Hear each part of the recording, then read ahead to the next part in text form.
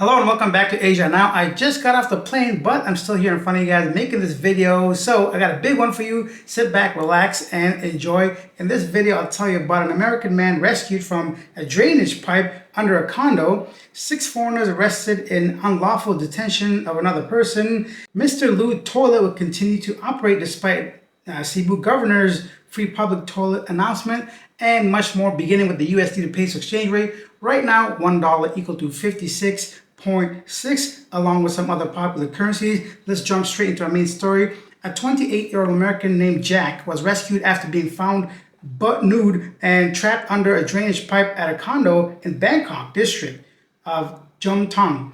Despite being stuck, he repeatedly refused help and acted erratically, attempting to crawl deeper and biting rescuers who tried to help him. Rescue workers had to physically pull him out using cloth restraints. He suffered only minor injuries but showed signs of paranoia and possible substance abuse. Jack was taken to a hospital for medical and psychiatric evaluation. Authorities are contacting his relatives and the U.S. Embassy. The reason for his presence in the drainage system remains unclear. I wonder if you saw that woman come out of the Philippines roads and thought, hey, maybe something nice is down there.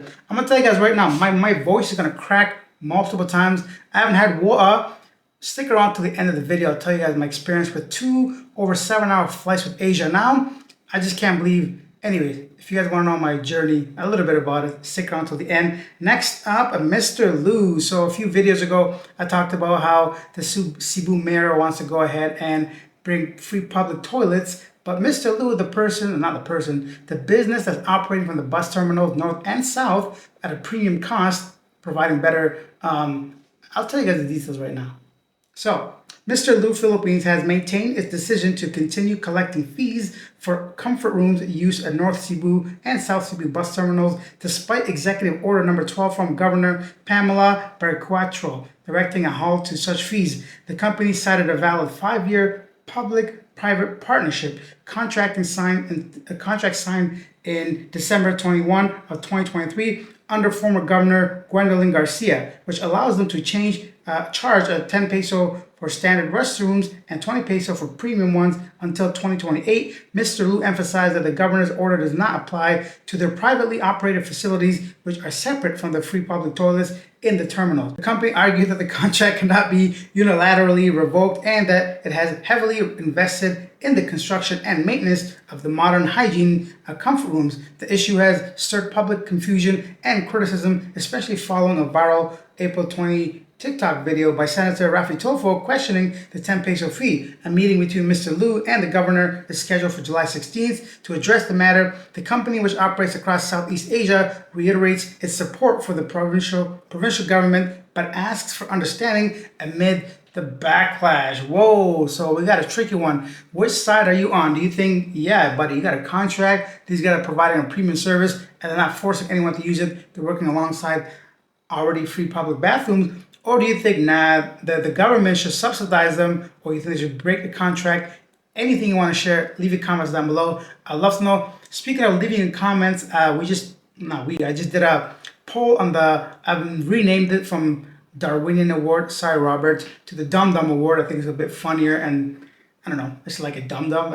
Anyway, so take the poll right now. Tell me who you think is the biggest dum dum of this month, and I'll share the results in 1 or 2 days. And let me know what you think of this whole toilet situation. I don't know where I fall on this, to be honest. I think I have to pick Mr. Lou's side on this. Like if the government wants to make free publics, go ahead and offer them, or buy them out of the contract, or subsidize them, or come out with some kind of agreement, because these guys obviously invested a lot of money to try to bring proper public bathrooms. But I understand if you're against that. Next up, the Department of Transportation has initiated an investigation into the appearance of potholes on the primary runway of the Mactan Cebu International Airport, a problem that caused several flight delays and led to the temporary suspension of the operations on Saturday. There's certain things you don't want to see, and potholes in the runway is definitely ain't no energy left, bro. Long day. Definitely one of them, right? So that's another thing. Some stuff, like I get it, late maintenance, all this, but construction.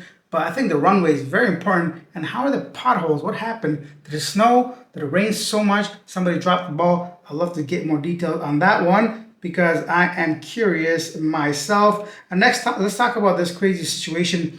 A Chinese businessman was safely rescued by Philippine police after being kidnapped earlier this month in Paranaque City. According to officials, the victim was lured under the pretense of helping a relative with a car transaction, but was taken to a remote location in Batangas. The Philippine National Police swiftly launched an investigation and coordinated the operation across multiple cities. 12 suspects, including 6 foreign nationals, were arrested during the rescue mission, and the follow-up operation is going on right now. Authorities recovered cash, vehicles, security uniforms, a lot of stuff. So once again, 6 Filipinos, 6 Chinese. They say foreign nationals, but after digging a little bit longer, there's 6 Chinese people. Once again, Chinese on Chinese crime is very high when it comes to taking people against their will and holding them for ransom and other purposes. Oh, this one next story may be important to some of you guys.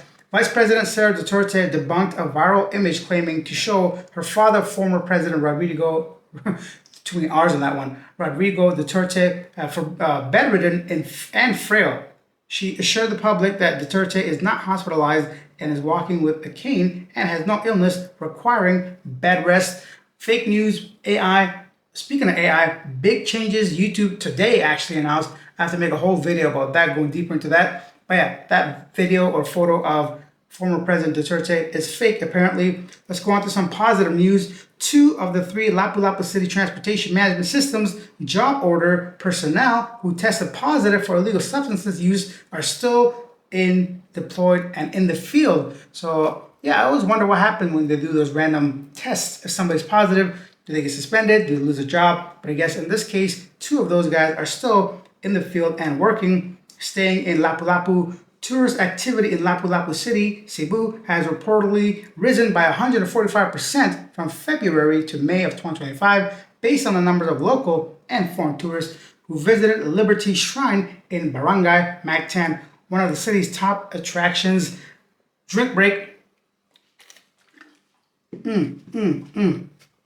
I need coffee. I need something, but it's late night. It's not gonna happen. Okay, what's next? Speaking of tourism, Marcos, for current president Ferdinand Marcos Jr. announced plans to further open the Philippines to international visitors as part of a broader effort to boost tourism and grow the economy. Speaking during the groundbreaking of the new Caticlan passenger terminal building near Boracay, he emphasized that improved regional airport infrastructure will allow more international flights to go directly to tourist destinations without needing to pass through Manila. Whoa, yeah. I don't know how you want to look at that, but yeah, let's skip Manila, right? Why not build a bunch of other airports? Marcos noted that the tourism already contributed to 8% of the country's GDP and expressed a desire to increase its figure through upgraded facilities and more accessible travel options. That's obviously important to have multiple international airports. However, I think it's maybe important to focus on the one that is currently in Manila that's under a lot of scrutiny for the past who knows how long. So I think it's good that he's focusing on better airports. Hopefully this is a little bit of a push for everybody to do a little bit better when it comes to NAIA and hopefully any new future airports. Oh my God, I'm dying. What the hell? The water going down the wrong pipe. Should I not have made this video today? Maybe I should take a day off once in a while. But yesterday was my day off. Anyhow, discover the newly revamped rooms at Waterfront Cebu Hotel and Casino, now featuring modern and refreshed design. These stylish upgrades promise a more elevated and comfortable stay in one of Cebu's premier destinations. Yeah, the Waterfront, the one in Cebu City. I never stayed in the rooms, but the building looks beautiful from the outside. But as you get closer and go into the building, it is a little bit outdated. So I'm glad they modernized it. I did work out at the gym for a couple months. So let me know if you stayed at the Waterfront in Cebu. It's right above the U.S. Embassy. So if you guys ever went there, you would go to the Waterfront. I'd love to know your experience when it comes to staying there. We got over 10 minutes. Yay, already, huh? Let's go on to some other stuff. The wallets of feel-good moments.